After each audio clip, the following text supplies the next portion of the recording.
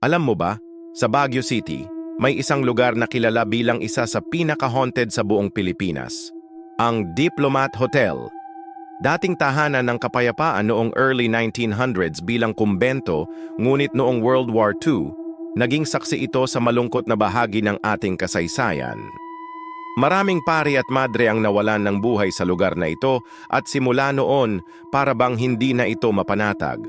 Ngayon, kahit abandonado na ang gusali, hindi pa rin tumitigil ang mga kwento.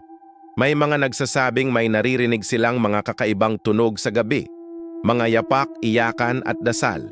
May mga nakakakita raw ng white lady na naglalakad sa mga koridor at minsan may mga anino na biglang sumusulpot. Kaya ang tanong ko sa iyo, kung bibigyan ka ng pagkakataon na pumasok dito mag-isa sa gabi, kaya mo ba? I-share ang iyong sagot sa comments. At kung gusto mo pang makarinig ng mga katulad nitong kwento, i-follow ang Sa Dulo ng Kwento. Salamat sa pakikinig.